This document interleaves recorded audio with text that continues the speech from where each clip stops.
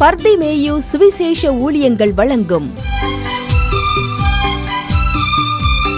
நற்செய்தி நேரம். தேவ செய்தி பாஸ்டர் ஆர். அகஸ்டின். இந்த நாளில் உங்களோடு நான் ஒரு காரியத்தை பேச வாஞ்சிக்கிறேன்.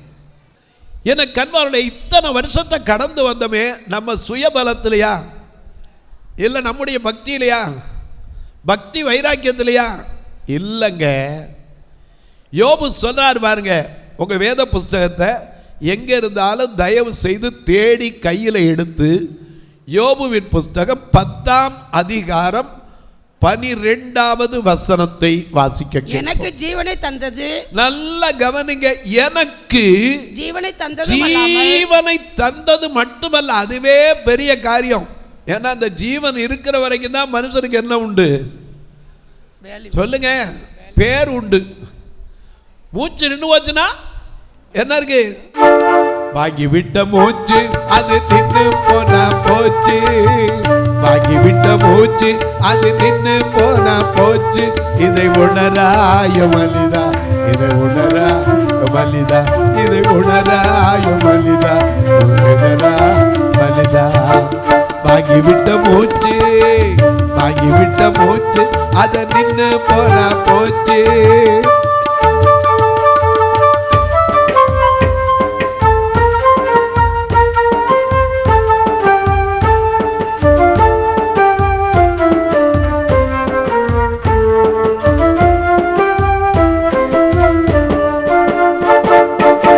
வாங்கி விட்ட மூச்சு, வாங்கி விட்ட மூச்சு, ஐயா வாங்கி விட்ட மூச்சு அத நின்று போனா போச்சு. இதை உணராய மனிதா, உணராய மனிதா, இதை உணராய மனிதா, உணராய மனிதா. வாங்கி விட்ட மூச்சு போச்சுன்னா என்னது? உங்களுக்கு புரிஞ்சுக்கிறக்கா சொல்ல, நான் கல்லூரி படிக்கும்போது ஒரு நாள் நானும் என்னோடு ஒரு நண்பர், அவரும் பார்வையில்லாதவர். he is also my colleague, not only that he is my contemporary, அந்த காலத்தில் வாழ்ந்தவர்.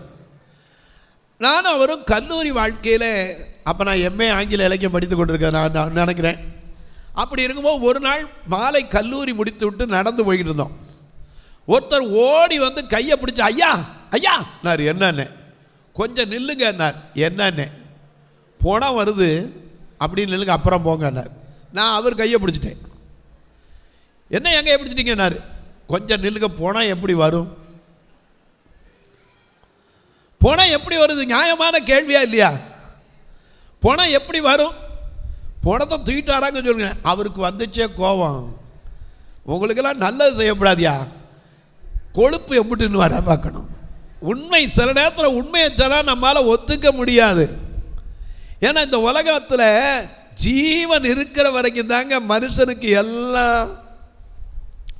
அதனால தான் மனுஷன் உலகம் முழுவதும் ஆதாயப்படுத்தினாலும் தன் ஜீவனை நஷ்டப்படுத்தினால் அவனுக்கு, மறந்துடாதீங்க, 17 முறை அலெக்சாண்டர், அதாவது கஜினி முகமது இந்த நாட்டில் படையெடுத்தான். ஆனால் கடைசியில் என்ன பிரயோஜனம்? எனக்கு அன்பானுடைய அலெக்சாண்டர், மாவீரன் அலெக்சாண்டர் படையெடுத்து கடைசி வரைக்கும் சண்டையிட்டு பல நாடுகளை கொள்ளையிட்டான். ஆனால் முடிவில் என்ன சொன்னா? நான் வெறுங்கையோடு வந்தேன், வெறுங்கையோடு தான் என்ன செய்கிறேன், போகிற என் சபப்பெட்டி கூட என்ன செய்யுங்க, வெளியே வச்சு அடக்கம் பண்ணுங்க. எனக்கு அன்பானுடைய மனிதனுக்கு மிக முக்கியம் ஜீவன். யார் தந்தா? வேதம் சொல்லுது பாருங்க. ஆதியாகமம் 2ஆம் அதிகாரம் 8ஆம் வசனத்தை வாசிக்க கேட்போம். ஆதியாகமம் 2:8. தேவனாகிய கர்த்தர், தேவனாகிய கர்த்தர் கிழக்கே ஏதேன் என்னும் ஒரு தோட்டத்தை உண்டாக்கி, கிழக்கே ஏதேன் என்னும் ஒரு தோட்டத்தை உண்டாக்கி, தாம் உருவாக்கின மனுஷனை அதிலே வைத்தார். தாம் உருவாக்கின மனுஷனை அவனை அதிலே வைத்தார். என்னதனால உருவாக்கினாரா? கர்த்தர் தம்முடைய பூமியின் மண்ணினாலே தமது சாயலாக, 7ஆம் வசனம், கர்த்தர் என்ன செய்தாராம்? 7ஆம் வசனம் அதே இதுல 2:7 பாருங்க. தேவனாகிய கர்த்தர் மனுஷனை பூமியின் மண்ணினாலே உருவாக்கி ஜீவ சுவாசத்தை மூக்குல ஊதுறாராம். நம்ம மூக்குல ஊதுறாருன்னா எவ்வளவு அசிங்கப்பட்ட மூக்கு. கொஞ்சம் யோசிச்சு பாருங்க, எங்கெங்க மூக்க வச்சோமோ தெரியாது. ஆனா அந்த மூக்குல வாய வச்சு சில நேரம் தாய் அன்பு அப்படித்தாங்க. குழந்தைக்கு சளி வந்துச்சுன்னா என்ன செய்வாங்க? மூக்குல வாய வச்சு கூட என்ன செய்வாங்க? எடுக்கிறாங்க. அந்த அன்பு யாருக்கு வரும்? அதனால தான் இயேசு கிறிஸ்துவ ஒரு தாய்க்கு சமமாய் ஏசாயா 49:14-15 படி நாம் வாசிக்கிறோம். ஒரு தாய் தேற்றுவது போல அவர் தேற்றுகிற தேவன். நீ நெகிழப்பட்டதும் கைவிடப்பட்டதும் ஒருவரும் கடந்து நடவாததுமாய் இருந்தாய், ஆனாலும் உன்னை மாட்சிமையாக நித்திய மகிழ்ச்சியாக வைப்பேன்னு சொன்னவரையா. எனக்கு அன்பானவர்களே, இந்த வாழ்க்கையில ஜீவன் தந்த நல் மேய்ப்பர் நமக்கு ஜீவனை தந்தார், நமக்காக ஜீவனை தந்தார்.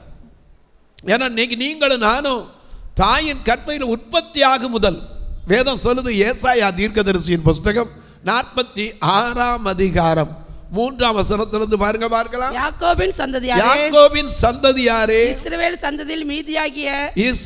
சந்ததியில் மீதியாய் இருக்கிற சகல ஜனங்களே எனக்கு செவி கொடுங்கள். தாயின் வயிற்றில் தோன்றினது முதல் உங்களை ஏந்தி அல்லேலூயா. தாயின் கருவிலே ஒருவார் நாள் முதலாய் கனிவோடு நடத்தி வந்தீரே. தவம் செய்தேனும் தெரியலையே, எவ்வளவாய் அன்பு வைத்தீரே. ஆராதிப்பேனா ஆராதிப்பேனா ஆயுளாடலா ஆராதிப்பேனா ஆராதிப்பேனா ஆராதிப்பேனா ஆயுளாடலா ஆராதிப்பேனா. கருவிலே ஆய கருவிலே ஒருவா நாள் முதலாய் கனிவோட காத்து வந்தீரே.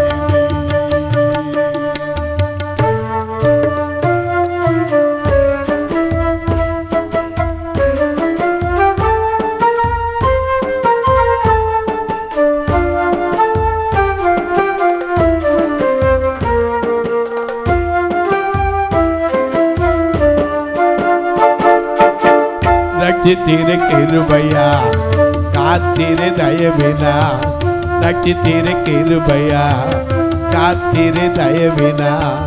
மீட்டீரே ரத்தத்தா தூக்கினீரே ரக்கத்தா.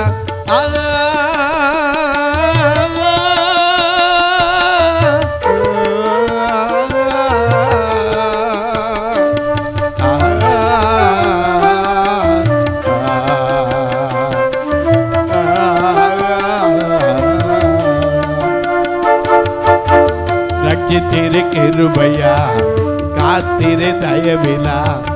ரட்சித்தீரே கிருபையா காத்தீரே தயவினா. மீட்டீரே ரத்தத்தா தூக்கினீரே ரக்கத்தா. மீட்டீரே ரத்தத்தா தூக்கினீரே ரக்கத்தா. அன்பு தெய்வீக அன்பு ஐயா, அன்பு தெய்வீக அன்பு ஐயா, என்ன சொல்லி பாடுவேன். ஆராதிப்பேனா ஆராதிப்பேனா ஆயுளாடலா ஆராதிப்பேனா ஆராதிப்பேனா ஆராதிப்பேனா ஆயுளாடலா ஆராதிப்பேனா. எனக்கு அன்பானுள்ளே, தாயின் கருவில் உற்பத்தியானது முதல் எந்த தாயாவது என்னைக்கு எத்தனை மணிக்கு உற்பத்தி ஆச்சு சொல்ல முடியுமா? ஏன்? பிரசங்கி 11ஆம் அதிகாரம் 5ஆம் வசனத்தை வாசிக்க கேட்போம். பிரசங்கியின் புஸ்தகம் 11:5. ஆவியின் வழி இன்னது என்றும் கர்ப்பவதியின் வயிற்றில் எலும்புகள் உருவாகும் விதம் இன்னவென்றும் நீ அறியாதிருக்கிறது போல எல்லாவற்றையும் செய்கிற தேவனுடைய செயல்களை அறிய மாட்டாய். உண்மைதானே? ஏதோ பெண்கள் தங்கள் சரீரத்தில் வருகிற மாற்றத்தை குறித்து நாம் சொல்லலாம். ஆனால் யாருக்காவது எத்தனாம் தேதி எத்தனை மணிக்கு கரு உண்டாச்சு சொல்ல முடியுமா? சொல்லுங்க, முடியாது. After all, we are also belonging to the human category. Is it not possible to countable? நம்மால எண்ண முடியாது. என்னைக்குன்னா தெரியாது. ஏதோ ஒரு குறிப்பு வச்சு 40 நாள் 30 நாள் 50 நாள் இப்படி பெண்களுக்கு வரக்கூடிய அந்த மாற்றத்தை வைத்து, சரீரத்தில் வருகிற மாற்றத்தை வைத்து சொல்கிறோம். ஆனால் என்னைக்கு உருவான தெரியாது. எனக்கு அன்பாருடைய ஆண்டவர் நமக்கு ஜீவனை தந்ததோடு மட்டுமல்லங்க, நம்ம எப்படி இருந்தோம் அதை எழுதுறார் பாருங்க. எசேக்கியேல் தீர்க்கதரிசியின் புஸ்தகம் 16ஆம் அதிகாரம் 2ஆம் வசனத்திலிருந்து வாசிக்கலாம். எசேக்கியேல் 16:2 நம்முடைய பிறப்பின் வர்த்தமானத்தை அங்கே எழுதியிருக்கு.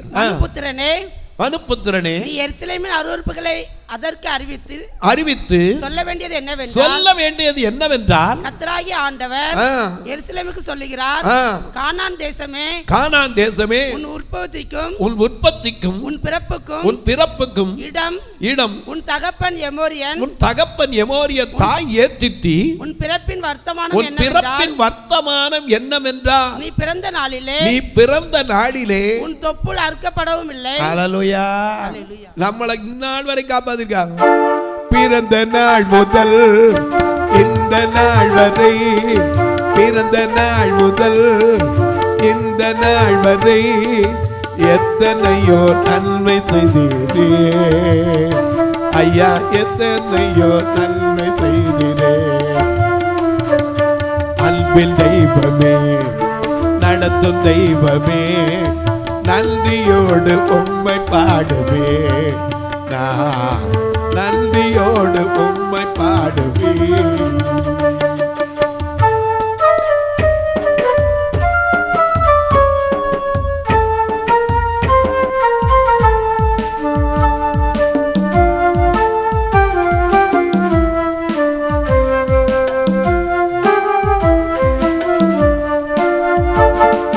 பிறந்த நாள் முதல் இந்த நாள் வரை சொல்லுங்க.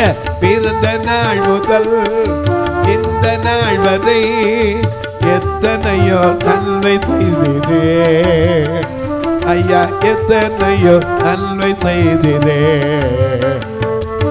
அன்பின் தெய்வமே, நடத்தும் தெய்வமே, நன்றியோடு உம்மை பாடுவே, நான் நன்றியோடு உம்மை பாடுவே.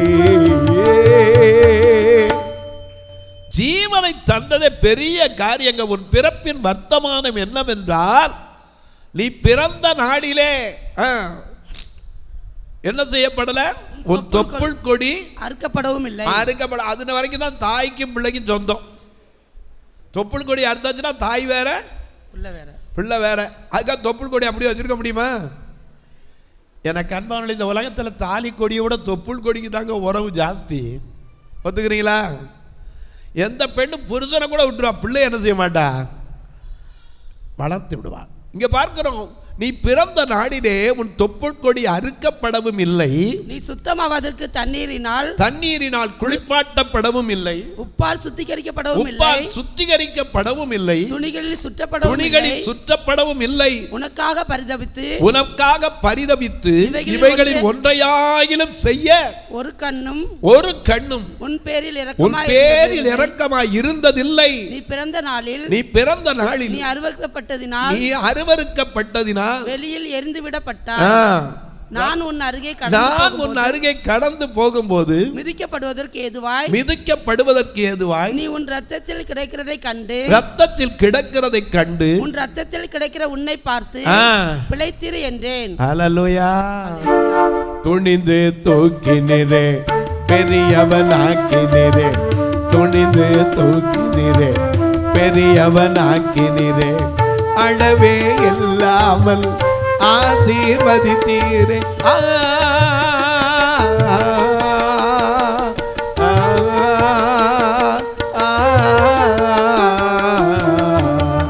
துணிந்து தூக்கினீரே, பெரியவனாக்கினீரே, துணிந்து தூக்கினீரே, பெரியவனாக்கினீரே, அளவே இல்லாமல் ஆசீர்வதித்தீரே. ஆசீர்வதித்தீரே. மறப்பேனோ மறந்து போவேனோ, சொல்லுங்க, மறப்பேனோ மறந்து போவேனோ.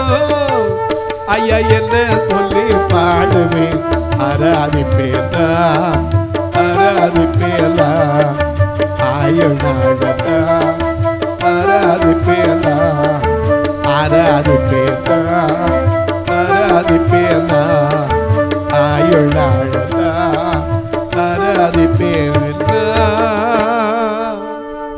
ரத்த வெள்ளத்தில் கிடந்த நம்ம தூக்கி பிழைத்து போ, பிழைத்து போ. ஆண்டவர் தூக்கினார், துணிந்து தூக்கினார், பெரியவன் ஆக்கினார், ஜீவனை தந்தார். இந்த உலகத்தில் அதை விட வேற என்னங்க தரணும்? பேதுரு கேட்கிறார் பாருங்க, மத்தேயு 19 அதிகாரம் 27 28 வாசிங்க பார்க்கலாம். பரிசுத்த மத்தேயு எழுதின சுவிசேஷம் 19 அதிகாரம் 27 28 வாசிங்க. அப்பொழுது பேதுரு அவரை நோக்கி, அப்பொழுது பேதுரு அவரை நோக்கி, இதோ இதோ நாங்கள் எல்லாவற்றையும் விட்டு உம்மை பின்பற்றினோமே. என்னத்தை விட்டுட்டு வந்தாரு? என்னத்தை விட்டு வந்தாரு? அது எத்தனை வருஷத்துக்கு முந்தி செஞ்சதோ அந்த வலைய எத்தனை வருஷத்துக்கு முன்னாடி சொன்னதோ போய் ராத்திரி முழுக்க தேடி ஒன்றுமே கிடைக்கல. நம்மளை பார்த்தா நம்மால் கிடக்கிறத ராசி இல்லாத வலைன்னு இருப்பான். ஏன்னா நம்மளுக்கு என்னதான் தான் ராசி பார்ப்போம்ல. செவ்வாய்க்கிழமை எத்தனை பேர் வீட்டில் கல்யாணம் வைப்போம்? ஏன்னா அதுக்கு ஒரு பழமொழி சொல்லிடுவோம், செவ்வாயோ பார்த்தீங்களா எல்லா இடத்துலையும் இருக்குங்க. ஆனால் வேதம் என்ன சொல்றது? யோவான் 2 அதிகாரத்தில் பார்க்கிறோம், 3ஆம் நாடிலே. 3ஆம் நாடு எது? வாரத்தின் முதல் நாடு எது? ஞாயிறு, திங்கள், செவ்வாய். எது? 3ஆம் நாள். 3ஆம் நாள் தான் கலிலேயாவுள்ள கானா ஊரில் அற்புதம் நடந்துச்சு. நாம நீ செவ்வாய்க்கிழமைனா வைக்க மாட்டேங்கிட்டோமே, வெள்ளிக்கிழமை லைட்டு போட்டால் காசு கொடுக்க மாட்டோமே. இன்னும் நம்முடைய பாரம்பரிய கட்டு மாறலையங்க. நாம மாறிட்டோம் மாறிட்டோம் மாறிட்டோம், இன்னும் பாடிட்டு தானே இருக்கோம். மாறவே ஆசைப்படுகிறேன், என்னை மாற்றிவிடும் அருமை நேசரை. மாறவே மாறவே ஆசைப்படுகிறேன், என்னை மாற்றிவிடும் அருமை நேசரை. என் சிந்தை மாறணும், என் செயல் மாறணும், என் சிந்தை மாறணும், என் செயல் மாறணும், என் பேச்சு மாறணும், என் உள்ளம் மாறணும். நான் மாறவே ஆசைப்படுகிறேன், என்னை மாற்றிவிடும் அருமை நேசரே.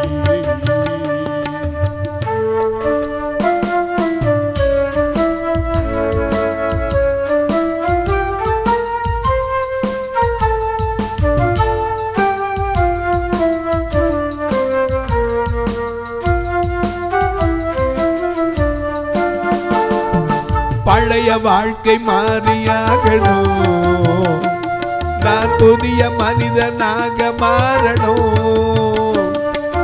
பழைய வாழ்க்கை மாறியாகணும், நான் புதிய மனிதனாக மாறணும்.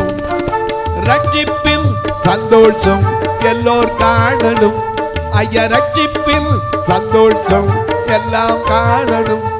நான் இன்னும் மாறி பாடணுமே, என் வார்த்தை மாற வேண்டுமே. மாறவே மாறவே நான் மாறவே ஆசைப்படுகிறேன், என்னை மாற்றிவிடும் அருமை நேசரே. இன்னும் நம்ம மாறணும் மாறணும். வேதம் சொல்லுது, ஒருவன் கிறிஸ்துவுக்குள் இருந்தால், 2 கொரிந்தியர் 5:17 வாசிக்கிற, ஒருவன் கிறிஸ்துவுக்குள் இருந்தால் புது சிருஷ்டியாக இருக்கிறான். பழைய கோபம் போயிருக்கா? எபேசியர் 4:31 என்ன வாசிக்கிறோம்? மிக அழகா வாசிங்க. எபேசியர் 4:31. சகலவிதமான கசப்பும் சகலவிதமான கசப்பும் கோபமும் மூர்க்கமும் கூக்குரலும் தூஷணமும் மற்ற எந்த துர்க்குணமும் உங்களை விட்டு நீங்க கடவுது. போயிருக்கா? போகல. அதே 27ஆம் வசனம், திருடன் இனி திருடாமல் குறைச்சொல்லவனுக்கு கொடுக்கத்தக்கதாக தனக்கு உண்டாயிருக்கும்படி தன் கைகளினால் நலமான வேலை செய்து, நல்ல கவனிங்க, நலமான வேலை செய்து பிரயாசப்பட கடவன். சரி, கெட்ட வார்த்தை ஒன்று உங்கள் வாயிலிருந்து புறப்பட வேண்டாம். இந்த வாயை பரிசுத்தமாக படித்த முடிஞ்சிருக்கா? நாம இன்னைக்கு சொல்றோமே பைபிளை பிடிச்சிருக்கோமே, நீங்க பைபிளை படுத்து கண்ணிட்ட பாக்குறீங்க, நான் பார்க்கறது இல்லை. ஆண்டவர் சோதரன், நான் பைபிள் காலேஜ் போகும்போது எனக்கு அப்பவும் பார்வை தெரியாது. 2 வயசுல கண்ணு போச்சு அம்மை நோயினால். நான் பைபிள் காலேஜ் படிக்கும்போது 4-5 வருஷம் படிக்கணும். நான் அவ்வளோக்கும் படித்தது பெண்டிகாஸ் காலேஜ், சீலவாம், திருச்சியில் படித்தேன். சீலவாம் என்றால் அனுப்பப்பட்டவன். அங்கே தான் போய் படித்தேன். ஆனால் அந்த வேதத்தை இன்னைக்கு வரைக்கும் நான் கண்ட பதில். ஆனால் ஆண்டவர் அத்தனையும் மனதில் கொடுத்தார். காரணம், இந்த வேத புஸ்தகம் அரிய பொக்கிஷம் ஐயா. இதில் இல்லாத ஒன்றும் கிடையாது. இன்றைக்கு அநேக நேரங்களில் நமக்கு தெரிய வேண்டிய காரியம், ஜீவனை தந்தார். அதே பெரிய பாக்கியம். மனிதனை ஐயா பாவம் செய்து ஏகமா ஆண்டவர் சொன்ன கட்டளையை மீறின அந்த ஆதாமுக்கு கூட மறுபடியும் இரக்கம் செய்து அத்தியினால ஒரு இலையை வச்சு கட்டியிருந்தான். அவனுக்காக ஒரு மிருகத்தை அடித்து ரத்தம் சிந்த வைத்து அந்த தோலினால் ஆடை செய்து அவன் நிர்வாணத்தை மூடினான். இன்றைக்கு நம்முடைய வாழ்க்கையில கொஞ்சம் யோசிச்சு பாருங்க. ஜீவனை தந்த தேவன், ஜீவன் எப்படிப்பட்டது? விலையேற பெற்றது ஐயா. தாயின் கற்பத்தின் உற்பத்தியானது முதல் பிறந்து இந்த பூமியில ரத்த வெள்ளத்தில் கிடக்கும் போது பிழைத்து போர் சொன்னது மட்டுமல்ல, ஏசாயா 46:3 படி தாயின் கற்பத்தில் தோன்றினது முதல் நான் உன்னை தாங்கினேன், ஏந்தினேன், சுமந்தேன், தப்புவிப்பேன். அது மட்டும் இல்லை, எப்போ வரைக்குமா கேரண்டி கொடுக்குறார். இன்னைக்கு ஒரு பொருள் வாங்கினீங்கன்னா என்ன கேட்பீங்க? இதுக்கு எத்தனை வருஷம் கேரண்டி கொடுக்குறவன் திடீர்னு போயிடுவான். எத்தனை பேர் உண்டு? கேரண்டி கொடுக்குறவன் இருப்பான்னு. என்ன கேரண்டி? கம்பெனி வேணா இருக்கலாம். எனக்கு அன்பாருடைய மனித வாழ்க்கை என்னது? நிலையற்ற வாழ்க்கை. நிலையற்ற வாழின் நிம்மதியே, நீங்காத பேரின்பமே. நிலையற்ற வாழின் நிம்மதியே, நீங்காத பேரின்பமே. ஐயா நீங்காத பேரின்பமே, ஐயா நீங்காத பேரின்பமே. ஆட்கொண்ட தெய்வம் திருப்பாதம் அமர்ந்து ஆறுதல் அடைகின்றே, அமைதி பெருகின்றே.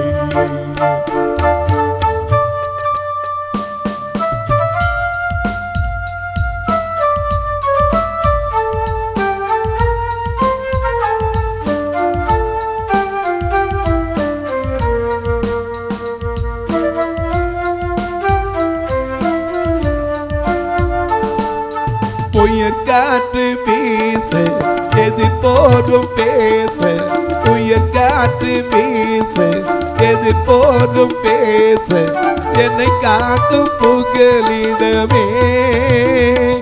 ஐயா என்னை காக்கும் புகலிடமே. ஆட்கொண்ட தெய்வம் திருப்பாதம் அமர்ந்து ஆறுதல் அடைகின்றே, அமைதி பெருகின்றே. எனக்கு அன்பானவர்களே, ரத்த வெள்ளத்தில் கிடந்ததை போன்னு பிழைச்சு போன்னு சொன்னது மட்டுமல்ல, அன்னைக்கு தாங்கினவர்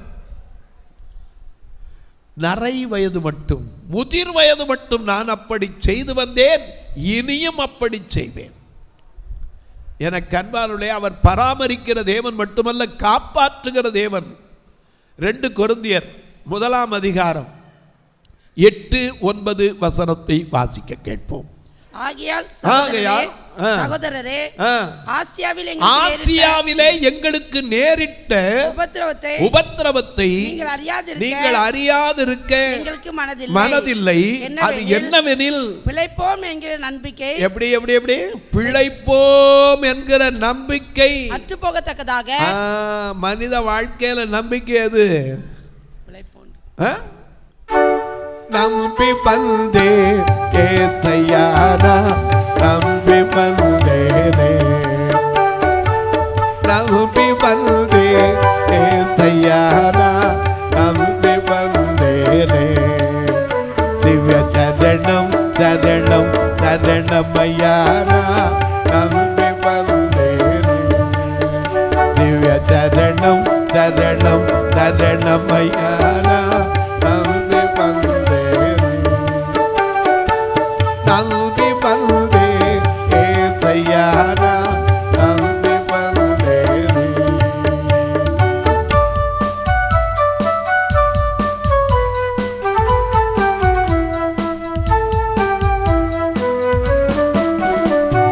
தம்பிரான் ஒருவனை நாமேகை ஒருவனை திருமணி சரணம் சரணமையானா நம்பி வந்தேனே தம்பிரான் பாடுங்க ஒருவனை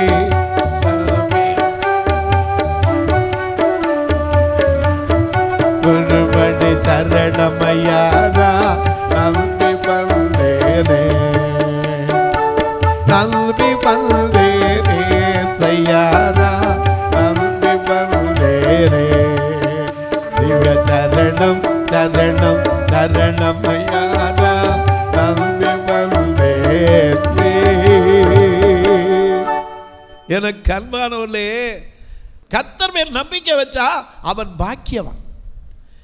எனக்கு அன்பானவர்களே, நல்ல கவனிங்க, ஜீவனை தந்தாருங்க. அதை விட இந்த உலகத்தில் என்னங்க தரணும்? இந்த ஜீவன் இல்லைன்னா உனக்கு எனக்கு பேர் கூட கிடையாது. எவ்வளவு பெரிய பதவியில் இருக்கட்டும், இன்னார் போகிறார்னு சொல்ல மாட்டாங்க. பூத உடல், என்ன பேரு? பூத உடல். இன்னும் கொஞ்சம் போனா பாடி, இன்னும் கொஞ்சம் கொச்சையா போனா பணம். எனக்கு அன்பாருடைய ஜீவன் இருந்தா தாங்க. ஏன்னா எசேக்கியா தீர்க்கதரிசியில் பார்க்கிறோம். திருப்புங்க பார்ப்போம். 37ஆம் அதிகாரத்திலே கர்த்தருடைய ஆவி என்மேல் அமர்ந்து என்னை ஆவிக்குள்ளாக மாற்றி வாசிங்க. முதல் 37ல இருந்து 1ல இருந்து வாசிங்க. கர்த்தருடைய கை என்மேல் கர்த்தருடைய கை என்மேல் அமர்ந்து கர்த்தர் என்னை ஆவிக்குள்ளாக்கி வெளியே கொண்டு போய் எலும்புகள் நிறைந்த பள்ளத்தாக்கிலே நடுவிலே நிறுத்தி என்னை அவைகளின் அருகே சுற்றி நடக்க பண்ணினார். இதோ பள்ளத்தாக்கின் வெட்ட வெளி எங்கும் அந்த எலும்புகள் மகா திரளாய் கிடந்தது. எப்படி கிடந்த? மகா திரளாய்னா என்னது? குவியல் குவியலாய் கிடந்தது. ரொம்ப கிடந்தது, மகா திரளாய் கிடந்தது. அவைகள் மிகவும் உலர்ந்ததா இருந்தது. அது மட்டுமல்ல, அது எப்படி இருந்ததா? உலர்ந்ததா இருந்தது. அவர் என்னை நோக்கி மனுபுத்திரனே, இந்த எலும்புகள் உயிரடையுமா என்று கேட்டார். அல்லேலூயா. நாமளா என்ன சொல்லி இருப்போம்?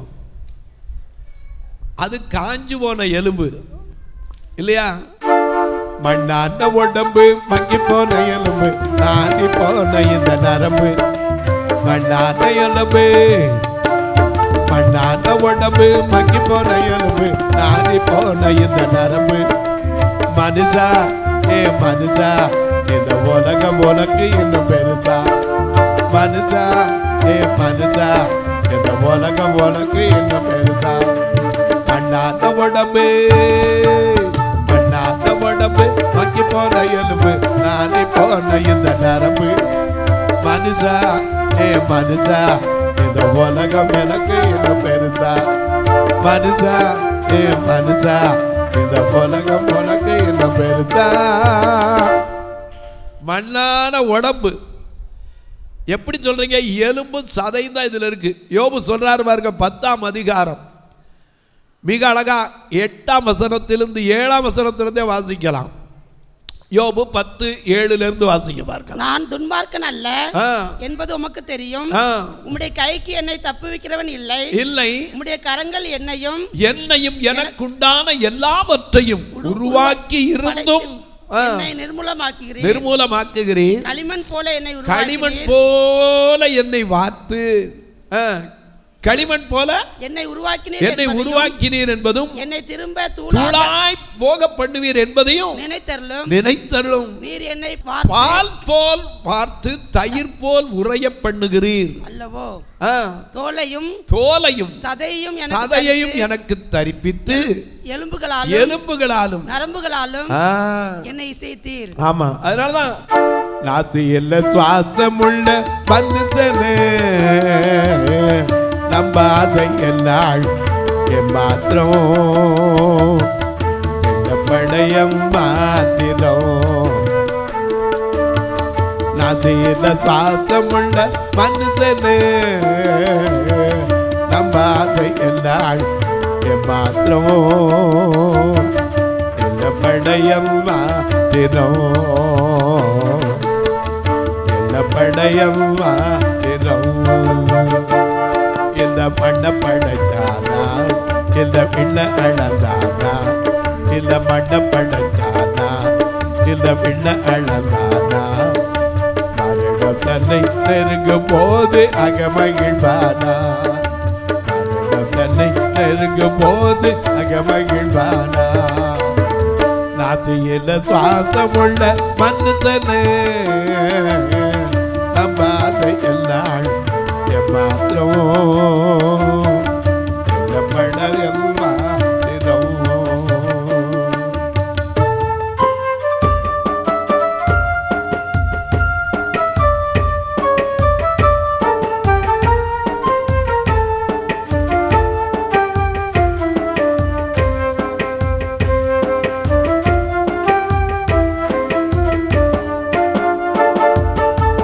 காட்டிலுள்ள பறவைகளை கவனிச்சு பாரு, அதுக்கு விளையாக முறை போட்டு படுத்தது யாரு. காட்டிலுள்ள பறவைகளை கவனிச்சு பாரு, அதுக்கு இழையாக முறை போட்டு படுத்தது யாரு. செட்டிலுள்ள வெடிகளை கவனிச்சு பாரு, செட்டிலுள்ள செடிகளை கவனிச்சு பாரு, அது மனுஷனா இறைவனா யாருல்ல கோரு. அது மனுஷனா இறைவனா யாருல்ல கோரு. நாசியில் சுவாசமுள்ள மனுஷனே நம்பாத எல்லாள் மாத்திரம் படையம் மாத்திரம் படையம் மாத்திரம். இந்த மூச்சு இருக்கிற வரைக்கும் தாங்க, அதுதான் ஜீவன். மண்ணை எடுத்தார், அந்த மண்ணை பிசைஞ்சு மனுஷனை படைச்சு ஜீவ சுவாசத்தை என்ன செய்தார், ஊதினார். அவன் ஜீவாத்மாவானான். இப்போ எசேக்கியேல் தீர்க்கதரிசி சுத்தி பார்க்கிறான், எல்லா பக்கமும் எலும்பு குவியல் குவியலாய் கிடக்கிறது. ஆவிக்குள்ளாக மாற்றி நடக்கப்படுகிறார். எங்க பார்த்தாலும் ஒரே எலும்பு. அது எப்படி இருக்கா, வறண்டது, வறண்டு போச்சு, நாய் கூட கடிக்காது. வறண்டதும் விடாய்த்ததும் மகா உலர்ந்ததுமாய் இருந்தது. அப்ப கர்த்தர் கேட்கிறார், எசேக்கியேல் தீர்க்கதரிசி என்ன கேட்கிறாரு, மனுபுத்திரனே இந்த எலும்புகள் உயிரடையுமா? நீங்களும் நானும் கேட்டா கூட என்ன செய்வோம், சந்தேகப்படுவோம். அப்படித்தான் சொல்லியிருப்போம். என்ன சொல்லியிருப்போம், நல்ல கேள்வி ஐயா, நல்ல கேள்வி. இது உலர்ந்து போய் எப்போ போன எலும்போ, யார் சரீரமோ ஒன்றும் தெரியாது, துண்டு துண்டா கிடக்கு எலும்பு. இது உயிரடைமான எப்படி? how is it possible? that is highly impossible. no, God can make everything anytime and everywhere and each and everything. எல்லாவற்றிலும் அவர் எல்லாவற்றையும் செய்ய முடியும். அவர் கேட்கிறார், மனுபுத்திரனே இந்த எலும்புகள் உயிரடையுமா? அவன் நல்ல புத்திசாலி, ஏன்னா தீர்க்கதரிசியாச்சே. அவர் என்ன சொல்றார் பாருங்க, அதற்கு கர்த்தராகிய ஆண்டவரே தேவரீர் அதை அறிவீர். அவர் அறியாம நமக்கு என்ன செய்யாது. நாம பாடுறோம்ல, எல்லாத்துக்கும் பாட்டு வச்சிருக்கோம். நீரறியா புவிதனிலே என் தன்னை முடியோதிராரே, நீரறியா புவிதனிலே என் தன்னை முடியோதிராரே. எல்லை மறவா ஏசுநாதா உந்தன் தயவா என்னை நடத்தும், என்னை மறவா ஏசுநாதா உந்தன் தயவா என்னை நடத்தும்.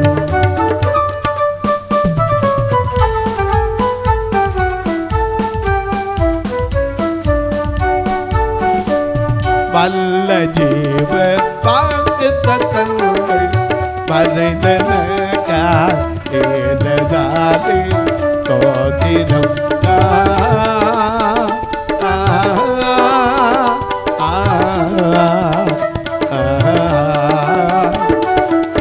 வல்ல ஜீவ வாக்கு தத்தங்கள் மறைந்தனக்காய் ஏனதாலே தோதினம்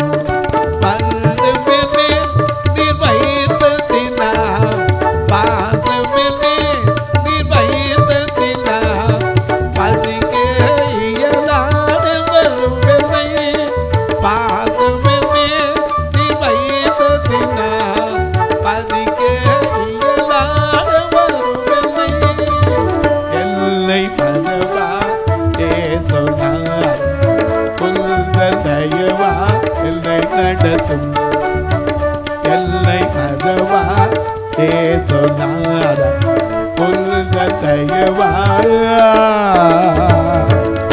என்னை நடத்தும். அல்லேலூயா. எனக்கு அன்பாருடைய ஜீவனை தந்தாருங்க. இவர் கேட்கிறார், எப்பா இந்த மனுபுத்திரனை இந்த ஒன்று பார்க்குற இந்த காட்சி எங்கே பார்த்தாலும் உலர்ந்த எலும்பா கிடக்கு, உயிர் கிடையாது, உலர்ந்து வச்சு கூட்டம் கூட்டமாக கிடக்கு, இது உயிரடையுமா? கர்த்தராகிய ஆண்டவரை தேவரீர் அதை அறிவீர்னா. உடனே அவர் என்ன சொல்றாரு? அப்பொழுது அவர் நீ இந்த எலும்புகளை குறித்து தீர்க்க தரிசனம் உரைத்து. மனுஷனுக்கு சொன்னாலே இப்ப நம்ப மாட்டேன்றான்.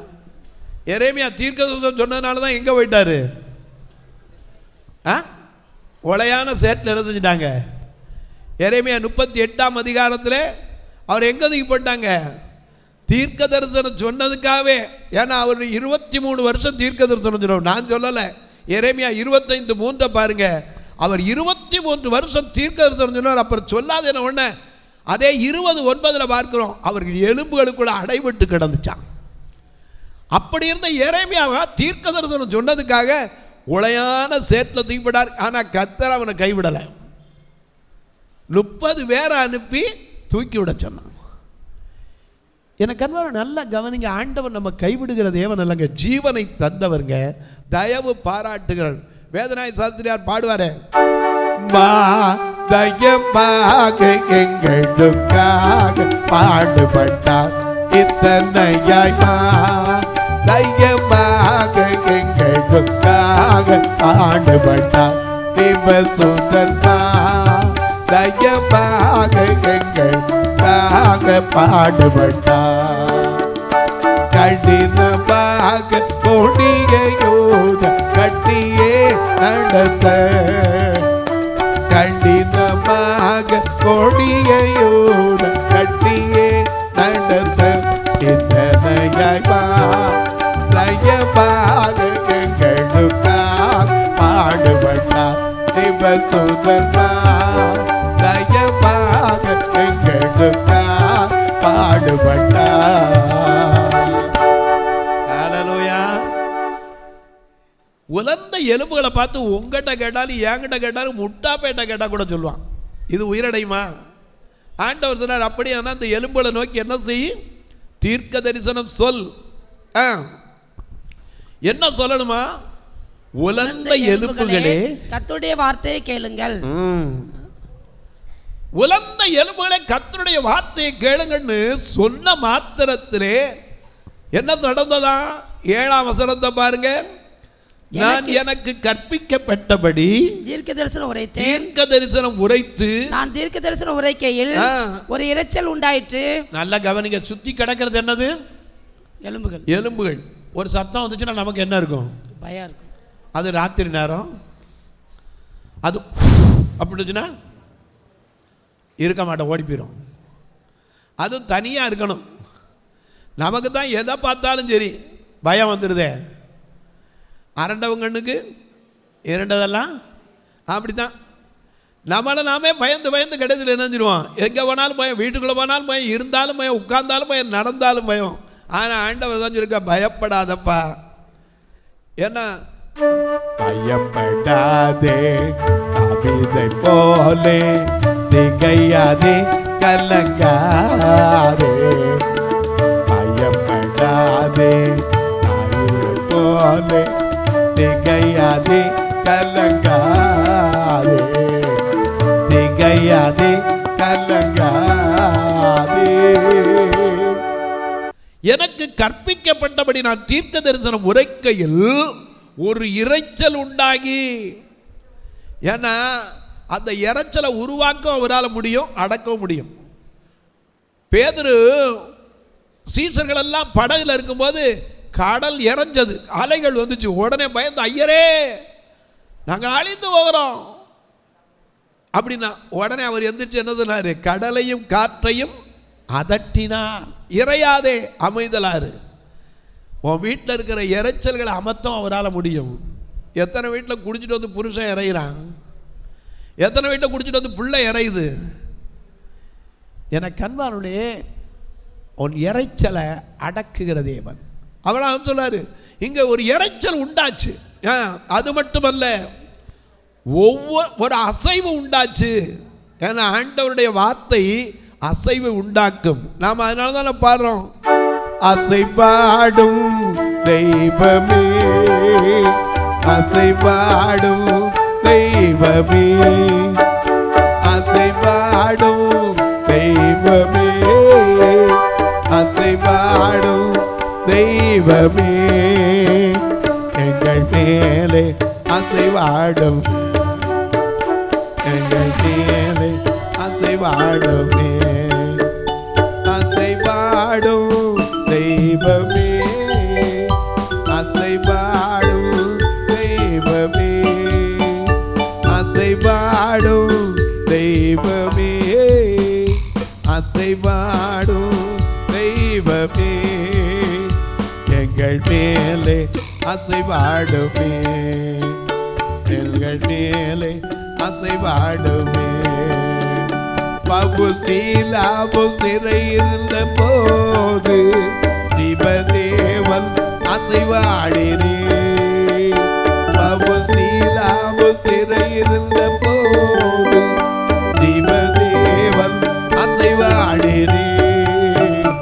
எங்கள் மேலே அசைவாடும், எங்கள் மேலே அசைவாடும், அசைவாடும் தெய்வமே, அசைவாடும் தெய்வமே, அசைவாடும் தெய்வமே, அசைவாடும் தெய்வமே. எங்கள் மேலே அசைவாடுமே, எங்கள் மேலே அசைவாடுமே, எங்கள் மேலே அசைவாடுமே. எனக்கு அன்பானுடைய நல்ல கவனிங்க. ஒவ்வொரு எலும்பும் தன் தன் எலும்போட செஞ்சா இதில் பெரிய சத்தியம் இருக்கு. கையெலும்பு கையெலும்போட செஞ்சு காலெலும்பு. எலும்புங்கிறது என்ன தெரியுமா? புதிய ஏற்பாட்டின்படி எலும்பு உபதேசத்தை குறிக்கிறது. இந்த எலும்புகள் முறிக்கப்படவில்லை. இயேசு அன்றைக்கு சிலுவையில் இருக்கும் போட அவருடைய எலும்புகள் என்ன செய்யலை? முறிக்கப்படவில்லை. எனக்கு அன்பானுடைய இந்த எலும்புகள் ஒவ்வொன்றும் தன் தன் எலும்போடு சேர்ந்துனா என்ன அர்த்தம்? அந்தந்த குடும்பம் கரெக்டாக மனைவி. ஏன்னா மனைவி எதுலேருந்து உண்டானவன்? தேவனாகிய கர்த்தர் அயர்ந்த நித்திரையை வரப்பண்ணி ஆதாமுக்கு என்ன செய்தார்?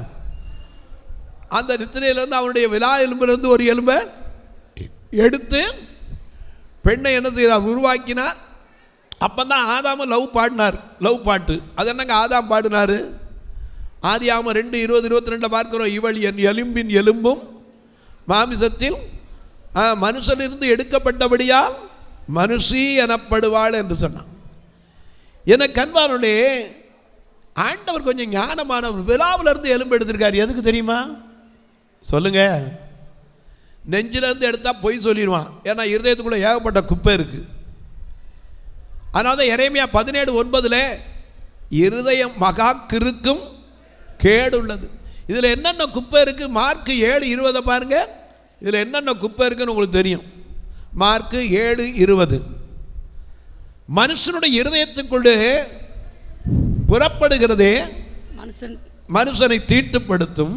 எப்படியெனில் மனுஷனுடைய இருதயத்துக்குள் இருந்து பொல்லாத சிந்தனைகள். எண்ணுங்க, பொல்லாத சிந்தனைகள் 1, விபச்சாரம் 2, 3, கொலைபாதகங்களும் 4, களவுகளும் 5, பொருளாசைகளும் 6, துஷ்டத்தனங்களும் 7, கபடும் 8, காம விகாரமும் 9, வன்கண்ணும் 10, தூசணமும் 11, பெருமையும் 12, மதிகேடும் புறப்பட்டு வரும். அப்பா எத்தனை இருக்கு? இந்த குப்பை இருக்கிற இடத்துல அங்கே போய் சொல்கிறான், நெஞ்சா கூட்ட நீ நிற்கிறேன்.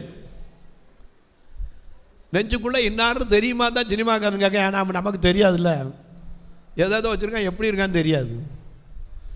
ஆண்டவர் ஞானம் உள்ளவருங்க. அதனால தான் விழாவிலிருந்து எடுத்தார்.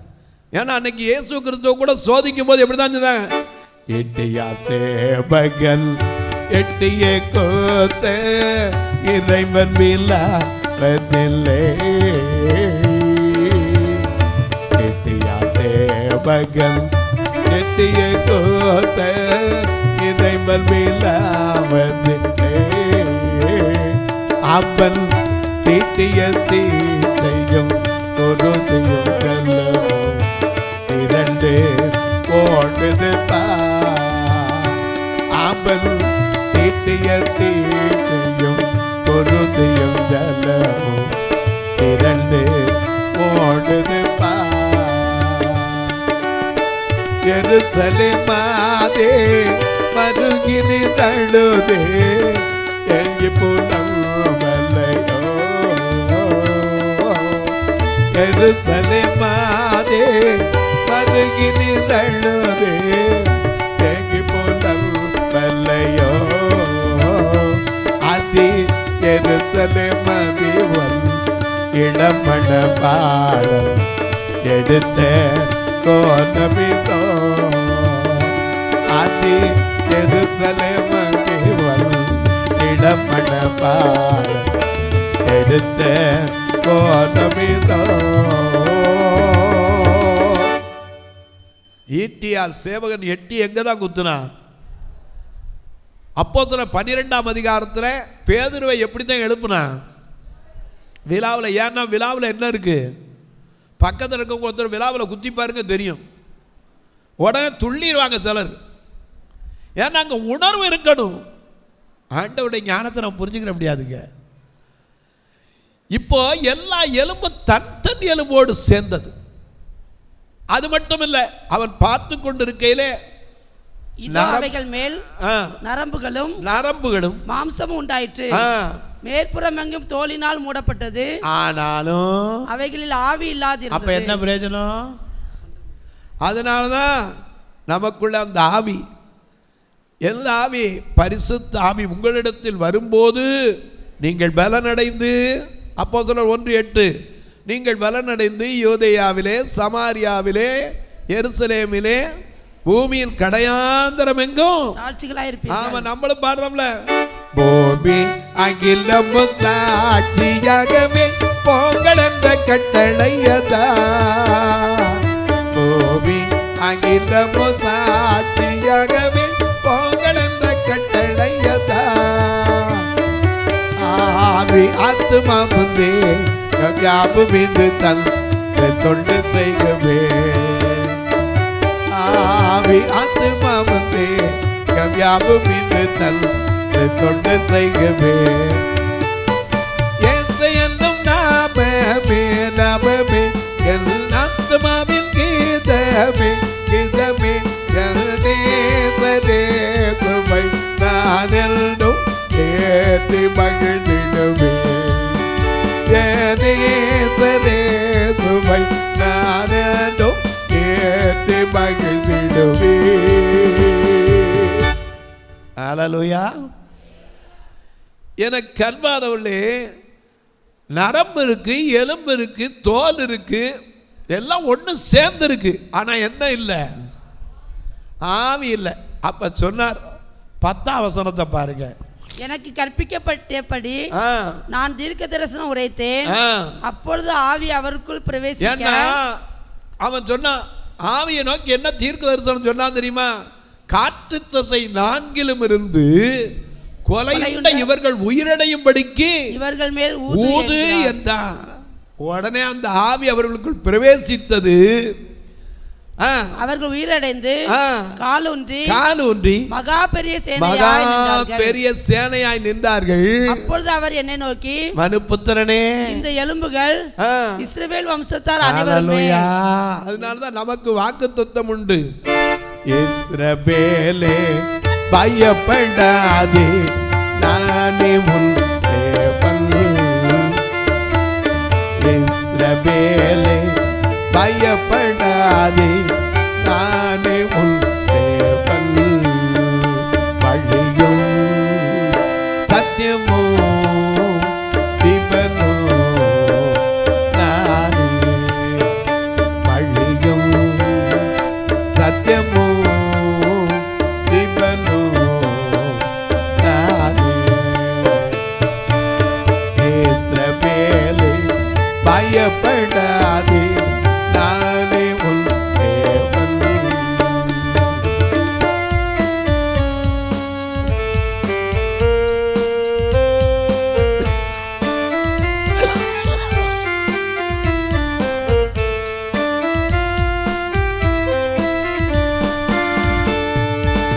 உன்னை நானே தெரிந்து கொண்டேனே, உன்னை நானே தெரிந்து கொண்டேனே. உன் பேர் சொல்லி நான் அழைத்தேனே, ஒரு போதும் நான் கைவிட மாட்டேன், கைவிட மாட்டேன். உன்னை ஒரு போதும் நான் கைவிட மாட்டேன், கைவிட மாட்டேன். வழியும் சத்தியமோ ஜீவனோ நானே. வழியும் சத்தியமோ ஜீவனோ நானே. எனக்கு அன்பானவர்களே, ஜீவனை தருகிறவர் தந்தவர், உனக்காக எனக்காக தன் ஜீவனை சிலுவையிலும் கொடுத்தவர். அதனால யோபு சொல்றார், எனக்கு ஜீவனை தந்தது மட்டும் இல்லைங்க, அதே பெரிய காரியம். சங்கீதம் 126:3 வாசிக்க கேட்போம். சங்கீதம் 126:3 வாசிக்க கேட்போம். மிக அருமையான ஒரு வசனம். அவர் கர்த்தர் நமக்கு பெரிய காரியங்களை செய்தார், அதன் நிமித்தம் மகிழ்ந்து இருக்கிறோம். ஆமா, அதனால நாமளும் உட்கார்ந்து பாடிக்கிட்டு இருக்கோம். கைதட்டி பாடி மகிழ்ந்திருப்போம், கர்த்தர் சமூகத்தில் களி கூறுவோம். கைதட்டி பாடி மகிழ்ந்திருப்போம், கர்த்தர் சமூகத்தில் களி கூறுவோம். களி கூறுவோம், கர்த்தர் சொன்ன வாக்குத்தத்தத்தை சொல்லி மகிழ்வோம். ஜீவனை தந்தான், இதை விட உங்களுக்கு என்ன தரணும்? இந்த ஜீவன் இல்லைன்னா என்ன பிரயோஜனம்? உங்க பக்கத்தில் 10 லட்ச ரூபா கிடந்தாலும் என்ன செய்யும்? நம்ம நாட்டில் ஒரு பழமொழி உண்டு, பணம்னா எங்க பணம் வாயை திறக்க சொல்லுங்க, அதான் கட்டிடுறோமே. செத்த உடனே இன்னும் வாயை திறந்துடக்கூடாது, இப்படி இறுக்கி கட்டு, நாடி கட்டு, வாய்க்கட்டு, கண்கட்டு, எதையும் பார்த்துடக்கூடாது. எனக்கு செத்த உடனே மொதல் கட்டுறது எதைத்தான் கட்டுறான்? வாயை கட்டு. சுகரில் இருக்கும்போது கட்டுனா கட்ட மாட்டேன்றான். எப்போ இதை திங்காத, என்னால் இருக்க முடியாது. அப்புறம் காலையில் இருந்துச்சு, ஐயா கால் வலிக்குது, கை வலிக்குது, அங்கேருந்து வாக்கிங் போகிறேன், ரன்னிங் போகிறேன். நிறைய பேர் காலையில் இங்கேருந்து அங்கே வரைக்கும் ஓடுறான், அங்கேருந்து இங்கே வரைக்கும் ஓடுறான். எதுக்கு? என் கையை தூக்கி முழங்கால் போட்டு பாருங்க, சுகர் ஓடி போயிடும். நான் இன்னைக்கு 68 வயசுக்கு மேலே வந்துருச்சு, இன்னைக்கு வரைக்கும் எனக்கு சுகரும் கிடையாது, ப்ரெஷரும் கிடையாது. ஏன்னா கர்த்தரை தேடுகிறவர்களுக்கு ஒரு நன்மையும். ஹல்லேலூயா.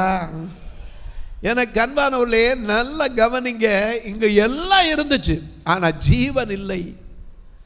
அப்ப அவர் சொன்னாரு, நீ ஆவியை நோக்கி தீர்க்க தரிசனம் உரைத்து சொல்ல வேண்டியது என்னவென்றால், ஆவியே காற்று திசை நான்கிலும் இருந்து கொலையுண்ட இவர்கள் உயிரடைம்படிக்கு ஊதுன்ற உடனே ஊதிருச்சு. அதைத்தான் சொல்றாரு நிக்கதேமுக்கு சொல்றார், காற்று வீசுகிறது, அதன் சத்தத்தை கேட்கிறாய்.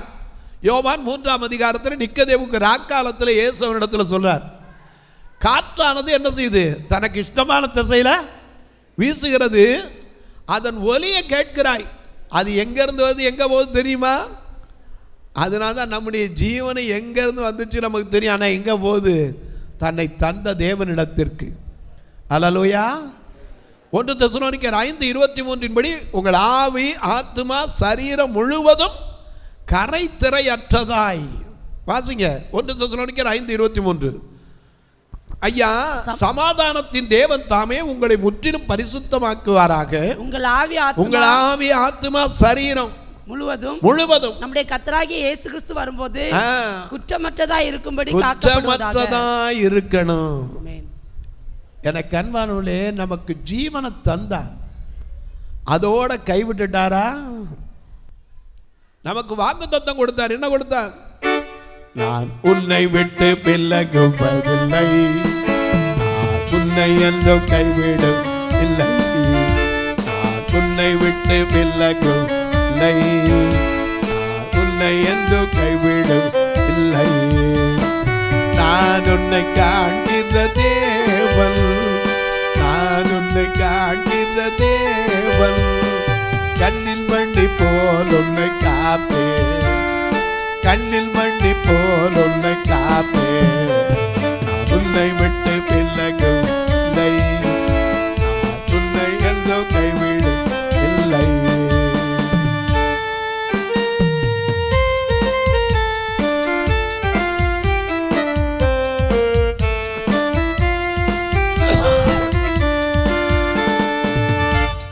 திகையாதே கலங்காதே மகனே, நான் உன்னுடன் இருக்க அற்புதங்கள் நான் செய்கிறது மட்டுமல்ல, அதிசயமாய் உன்னை நடத்துவேன். மீகா 7:15 படி அந்நாட்களிலே எகிப்திலிருந்து புறப்பட்ட போது உன்னை அதிசயங்களை புறப்பட்ட போது நடந்தது போல உன்னை அதிசயங்களை காணப்படுவேன். அங்கே எகிப்திலிருந்து புறப்படும் போது என்ன அதிசயம் நடந்துச்சு? செங்கடல் 2ஆ பிரிஞ்சிச்சு, எரிகோ அப்படியே தரமட்டமாக விழுந்துச்சு, யோர்தான் குவிந்து நின்றது. இன்றைக்கும் அவர் அற்புதம் செய்ய வல்லவராயிருக்கிறார். ஜீவனை தந்தவர். ஒரு நாள் மறந்துடாதீங்க, இந்த எந்த மனுஷருக்கும் இந்த அதிகாரம் கிடையாது. இன்னைக்கு செத்த ஒன்றை மட்டும் உயிர் கொடுக்குற மாதிரி ஒரு அதிகாரம் மனுஷனுக்கு வந்துருச்சுன்னா கடவுளே இல்லைன்றான். உண்மைதானே? இப்போ நீங்கள் இருக்கீங்க, இந்த இங்கே ஒருத்தர் உட்கார்ந்துருக்கார், இவர் கையில் மட்டும் இப்படி போய் தொட்டார்னா உடனே அவர் படுத்திருக்க அவர் எந்திரிச்சு உட்காந்துடணும். ஏசு கிறிஸ்து பாடையில் தொட்டார்ல, லூக்கா 7ஆம் அதிகாரம் 11ஆம் வசனமா 10-11 பாருங்க. அவர் நாயினூன் என்னும் கிராமத்திற்கு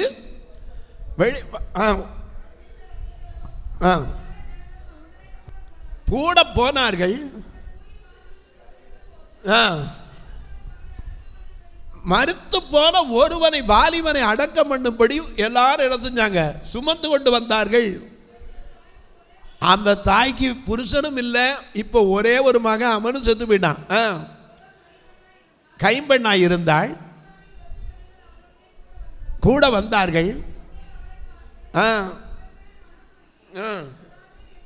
அழாதே என்று சொல்லி சுமந்தவர்கள் நின்றார்கள். இந்த அதிகாரம் மனுஷனுக்கு வந்துருச்சு. மனுஷனை நினச்சி பார்க்க முடியுமா? சொல்லுங்க பார்ப்போம். கொஞ்சம் யோசிச்சு பாருங்க. உங்களுக்கு மட்டும் இந்த கற்பனை, ஒரு சின்ன இதை இமேஜினேஷன். உங்கள் கைப்பட்டா ஒருத்தர் எந்திரிச்சுவார்னா நீங்கள் இந்த ஊரில் நல்லா இருக்க முடியுமா? எனக்கு அன்பாலே மனிதனுடைய ஜீவன் விலையேற பெற்றதை அதை நாம் அறிந்து கொள்ளணுங்க. ஒரு சின்ன கதை ஒன்று உங்களுக்கு சொல்கிறேன் விளங்கிறதுக்காக. ஒரு நாள் இறைவன் என்ன செய்தார்? அதாவது எல்லாரையும் கூப்பிட்டார். வாங்கப்பா, உங்களுக்கு வேணுங்கிற வயசெல்லாம் தாரேன் அப்படின்னார். இது பைபிள் இல்லை, ஆனால் பைபிளில் இருக்கிற வசனத்துக்காக சொல்கிறேன். எல்லாரும் கூப்பிட்டோன்னா மனுஷன் ஓடியாந்தான் முதல்ல. ஏன்னா மனுஷனுக்கு தான் ஆசை என்னது ரொம்ப ஜாஸ்தி. எப்படி ஆசை? ஏசாயா 5:8 படி. ஏசாயா 5:8 என்ன சொல்லுது? தாங்கள் மாத்திரம் தேசத்தின் நடுவிலே வாசமாக இருக்கும்படி வீட்டோடு வீட்டையும் வயலோடு வயலை கூட்டணும், அடுத்தவனை அடிச்சுனாலும் சம்பாதிச்சிடணும். அது மட்டும் இல்லை, 11ஆம் வசனத்தில் பார்க்கிறோம், ஏசாயா 5:11, சாராயத்தை நாடி அதிகாலமே எழுந்து மதுபானம் தங்களை சூடாக்கும்படி தரித்திருந்து இருட்டி போக மட்டும் குடித்துக் கொண்டே இருக்கிறவன். 22ஆம் வசனத்தை பாருங்க. சாராயத்தை குடிக்க வீரரும், சாராயத்தை குடிக்கிற வீரம் வேணுமா? கலந்து வைக்க பராக்கிரமசாலிகள். அப்பா, மனுஷனுடைய ஆசைக்கு அளவே கிடையாதுங்க. முதல்ல மனுஷன் வந்தான், 2வது நாய் வந்துச்சு, கதையை விட்டுறாதீங்க. 3வது வவ்வால் வந்துச்சு, 3வது ஆந்தை வந்துச்சு, அடுத்த ஆந்தை வந்து வவ்வால் வந்துச்சு. இந்த 4 வந்த உடனே மனுஷனுக்கு சொன்னார், எப்பா உனக்கு ஒரு 20 வருஷம் தானே வாழ்ந்து பார்க்குறியான்னார். நம்மளாக தான் என்ன சொல்லியிருப்போம் சொல்லுங்க? உங்களுக்கு ஒரு 20 வருஷம் தானேன்னா என்ன சொல்லுவீங்க? அப்போ தாங்க வாலிப பிராயம், துள்ளாத மனமும் துள்ளும். ஹலோ, இப்போ செல்ஃபோனை வச்சு துள்ளுதில்ல, பார்க்காதது மேலே காதல் வருது. எங்கோ இருப்பான், கடைசியில் பார்த்தா கிழவனா வந்து நிற்பான்.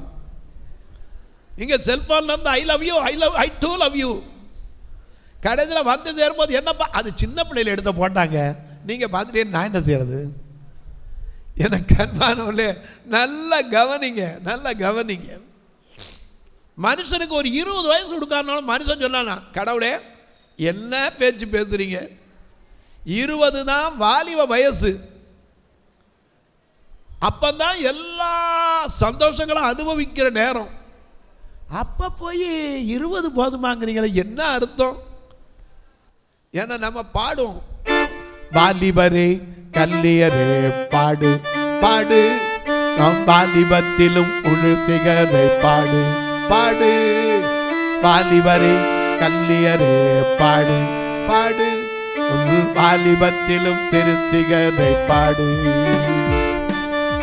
முழு உள்ளத்தோடு பாடு பாடு, முழு பலத்தோடு பாடு பாடு, வாலிபரே கல்லியரே பாடு பாடு, உன் வாலிபத்திலும் திருத்திகர் பாடு. வாலிபத்தை குறித்து கொஞ்சம் அறிஞ்சுக்கணும். 1 யோவான் 2ஆம் அதிகாரம் 13ஆம் வசனத்திலிருந்து பாருங்க. 1 யோவான் 2:13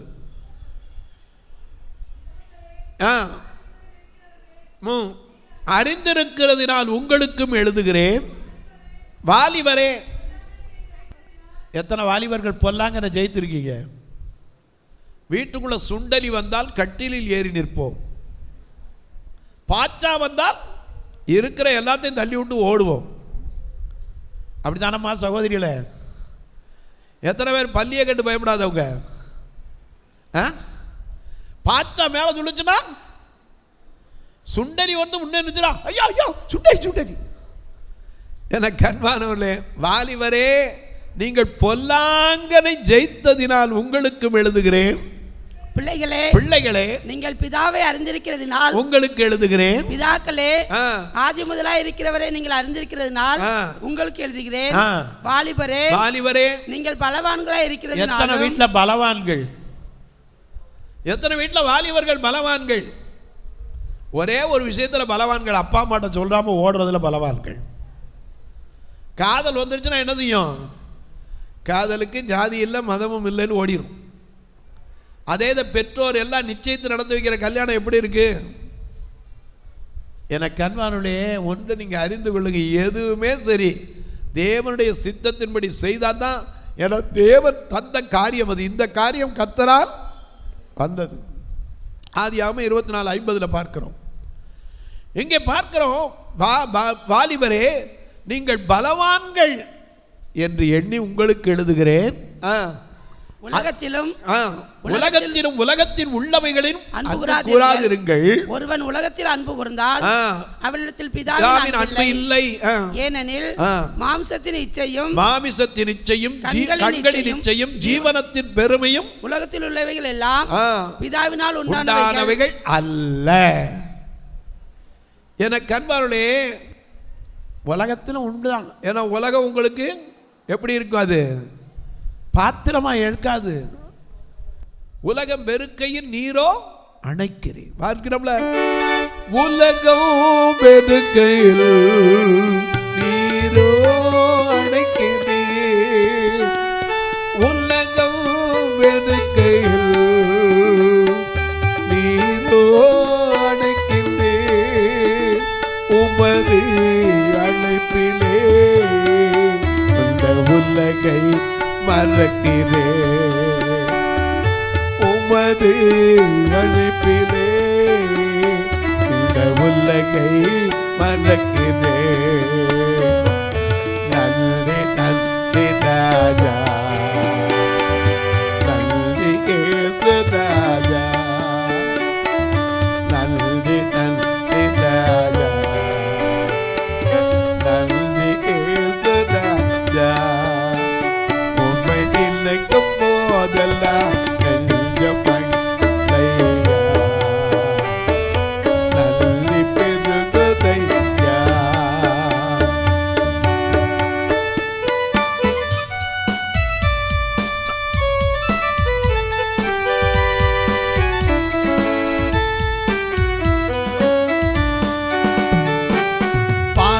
பள்ளத்தில் கிடந்தே தேடி கண்டு விடுத்தே.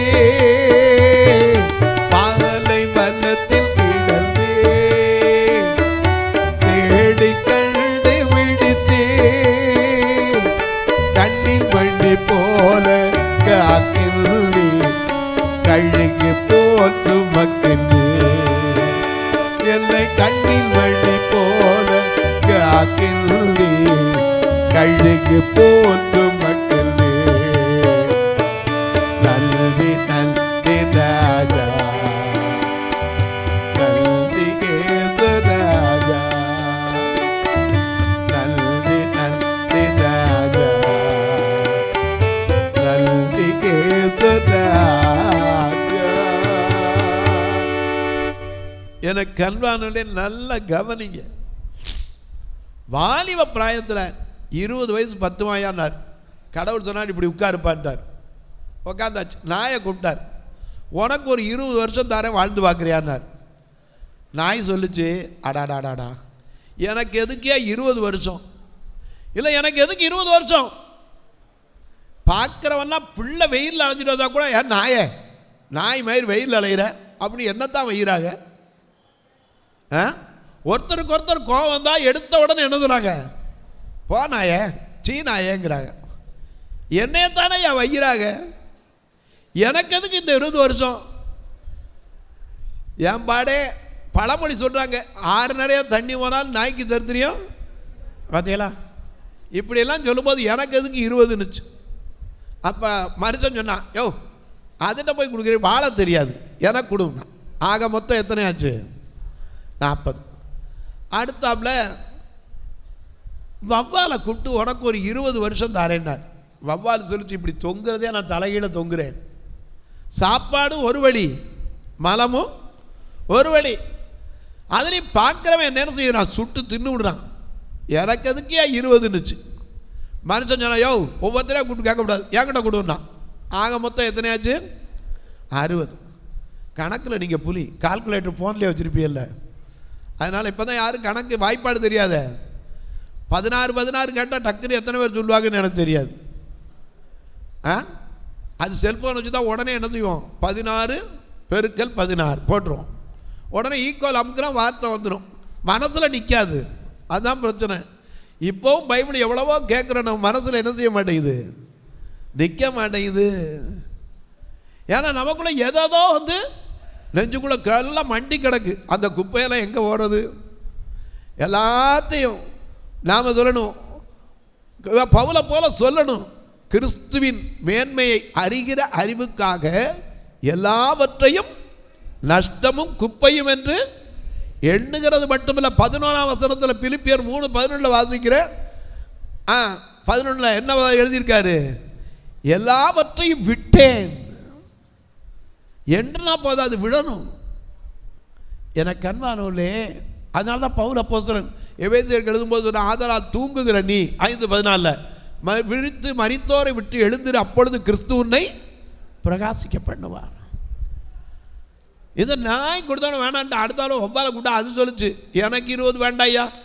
எனக்கு எதுக்கு இருந்துச்சு. உடனே 60 ஆச்சு. ஆந்தையை கூப்பிட்டார், உனக்கு ஒரு 20 ஆறுனார். அது சொல்லிச்சு ராத்திரி ஆனால் எனக்கு என்ன செய்யுது, கண்ணு தெரியுது, பகலானா என்ன செய்ய மாட்டேங்குது, கண்ணு தெரிய மாட்டேங்குது. எங்கா ஒரு வீட்டில் போய் உட்கார்ந்து கத்துனா என்ன செய்யறான், சீ சீ அப்படிங்கிறான். எனக்கு எதுக்கே இந்த 20னுச்சு. மனுஷன் சொன்னான் எனக்கு கோபம் வந்துடும், மொத்தமாக என்கிட்ட கொடுலாம். கொடுத்தாச்சு. ஆக மொத்தம் எத்தனை? இப்போ சங்கீதம் 90:10 வாசிங்க. சங்கீதம் 90:10 வாசிங்க. எங்கள் ஆயுசு நாட்கள் 70 வருஷம், பலத்தின் மிகுதியால் 80 வருஷம். அதன் மேன்மையானது என்ன இருக்கு? வருத்தம், சஞ்சலம். இந்த வருத்தம் எங்க இருந்து வந்துச்சு? யோபு 5:6 பார்க்கிறோம், தீங்கு புழுதியிலிருந்து உண்டாகிறதில்லை, வருத்தம் மண்ணிலிருந்து பிறக்கிறதும் இல்லை. எனக்கு கண்வாரில் இந்த 80 வருஷ காலம் போதுமானார். அவன் நான் 10வது நான் போய் வாழ்ந்து பார்த்துட்டு வாழ்னார். வந்தான் 20 வயசு வரைக்கும் அம்மா அப்பா மடியில் சந்தோஷமாக பள்ளிக்கூட காலம் ஓடிச்சு.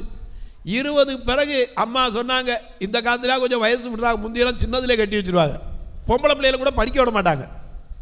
கல்யாணத்தை பண்ணி கால் கட்டு போட்டால் தான் சரி ஒரு பையனுக்குன்னு. கால் கட்டு போட்ட உடனே அதுக்கப்புறம் அவர் நாயா அலையிறது தான். எங்கே வேலைக்கு. அங்கேருந்து வீட்டுக்கு வந்த உடனே அம்மா கேட்பாங்க, என்ன வேலை கிடைச்சா? என்ன வேலைங்கிற?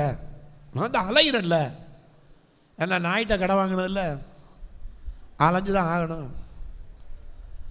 சில நேரம் அம்மா கேட்பாங்க, என்ன குலைக்கிறிய? ஆமாம், நாய்கிட்ட கடை வாங்கணும், குலைக்கத்தான் செய்யும். ஏதாவது வீட்டில் ஒன்று இல்லைன்னா உடனே சண்டை வரும். லொல் லொல் லொல் லொல்.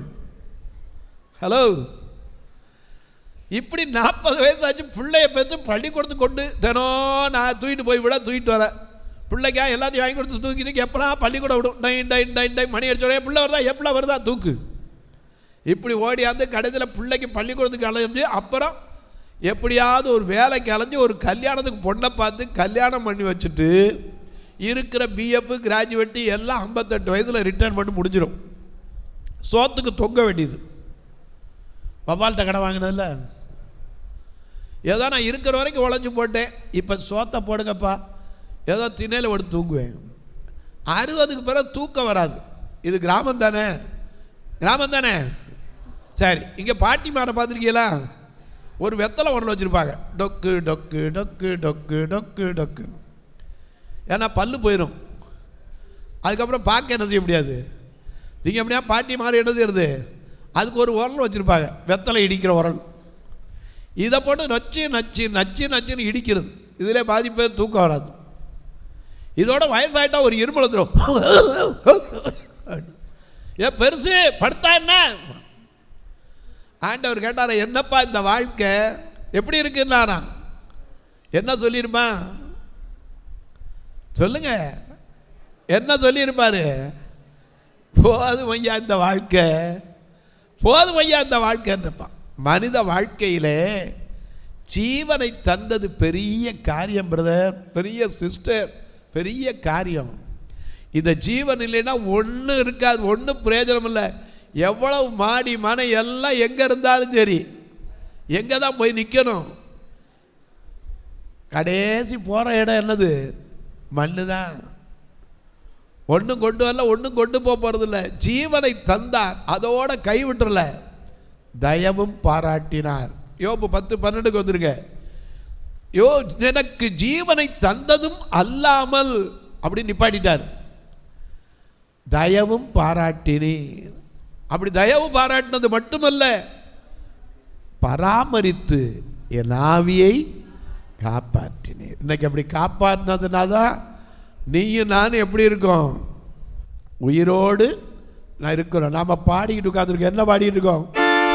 நான் நிற்பதும் நின் மூலமாகாததும் தேவ கிருபையே, நான் நிற்பதும் நின் மூலமாகாததும் தேவ கிருபையே, நான் உயிருடன் இருப்பது சுகமுடன் வாழ்வது கிருபையே,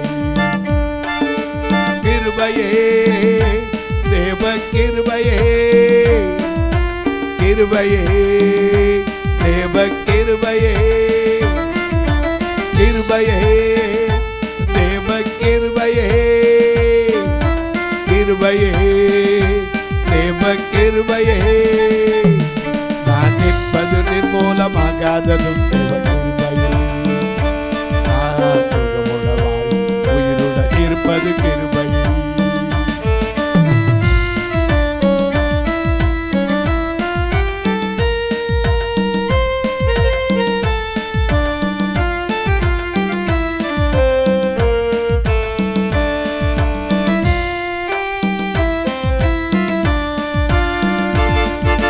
காலையில் எழுவதும் காலையில் இருப்பதும் மகிழ்வுடன் இருப்பதும் கிருபையே கிருபையே. காலையில் எழுவதும் கர்த்தரை துதிப்பதும் மகிழ்வுடன் இருப்பதும் கிருபையே கிருபையே. கிருபையே தேவ கிருபையே. கிருபையே தேவ கிருபையே. கிருபையே தேவ கிருபையே.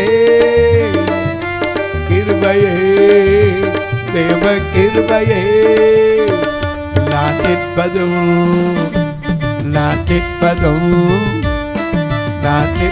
நிர்மூலமாகாததும் தேவ கிருபையே. நான் ஒருமுடன் வாழ் உயிருடன் இருப்பது கிருபையே. எனக்கு அன்பானவர்களே, நாம் நிற்பது புலம்பல் 3:22 சொல்லுகிறது.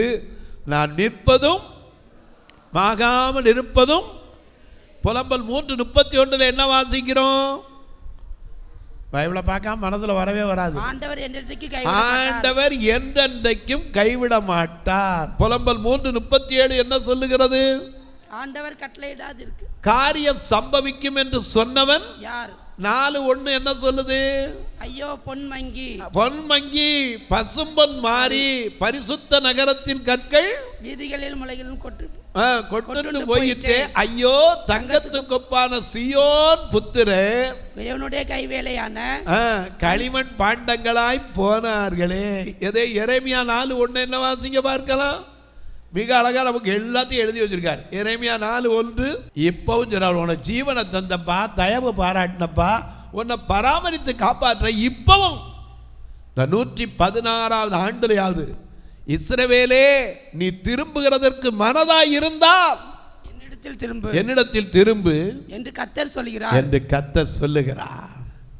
இன்றைக்காவது ஆண்டவருக்குள்ள ஒருவேளை தூரத்தில் இருந்து கேட்கிற எனக்கு அன்பான சகோதரா, எனக்கு அன்பான சகோதரி, எனக்கு அன்பான தாயே, என் அன்பு பிள்ளைகளே, காலம் கடைசியில் இருக்கிறோம் ஐயா.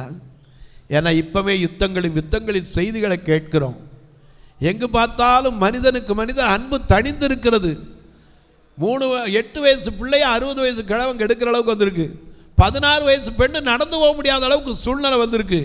எங்கு பார்த்தாலும் மனிதன் கத்திரிக்காய் வாழைக்காய் வெட்டினது போல வெட்டக்கூடிய காலத்தில் இருக்கிறோம் ஐயா. இப்பவாது இந்த காலத்தை அறிந்து ஆண்டவரிடத்தில் சொல்லுமா, எல்லாம் சேர்ந்து ஒரு வரி பாட போறோம். காலங்கள் கடந்து போனதே ஏசையா, அறிந்து கொள்ளாமல் வீணானது. காலங்கள் கடந்து போனதே ஏசையா, அறிந்து கொள்ளாமல் வீணானது. உம்மை அறிந்து கொள்ளாமல் வாழ்க்கை வீணானது. காலங்கள் கடந்து போனதே ஏசையா, அறிந்து கொள்ளாமல் வீணானது. உம்மை அறிந்து கொள்ளாமல் வாழ்க்கை வீணானது.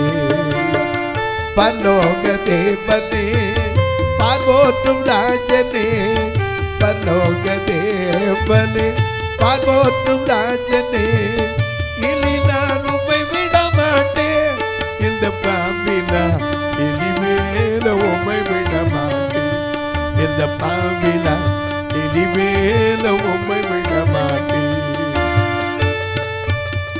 காலங்கள் கடந்து போனதே ஏசையா, அறிந்து கொள்ளாமல் வீணானது.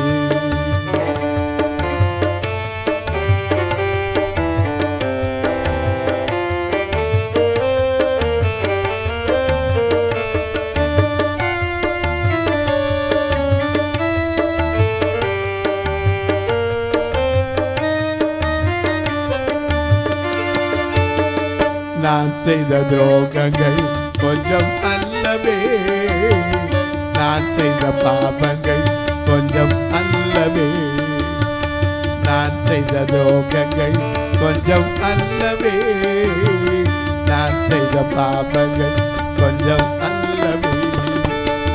பரலோக தேவனே பாகோற்றும் ராஜனே, பரலோக தேவனே பாகோற்றும் ராஜனே, இனி நான் உம்மை விட மாட்டேன், இந்த பாவிலா இனிமேலும் உம்மை விட மாட்டேன், இந்த பாவிலா இனிமேலும் உம்மை மாட்டேன். காலங்கள் கடந்து போனதே ஏசையா அறிந்து கொண்டாமல் வீணானது, உம்மை அறிந்து கொண்டாமல் வாழ்க்கை வீணானது. இப்பவாது இஸ்ரவேலே, ஜீவனை தந்தவர், தயவு பாராட்டினவர், உன் ஆவியை என் ஆவியை பராமரித்து காப்பாற்றினவர் கேட்கிறார். திரும்புகிறதற்கு மனதாயிருந்தால் என்னத்தில் திரும்ப. சபை ஆராதனை ஞாயிறு காலை 10 மணி முதல் 12 மணி வரை.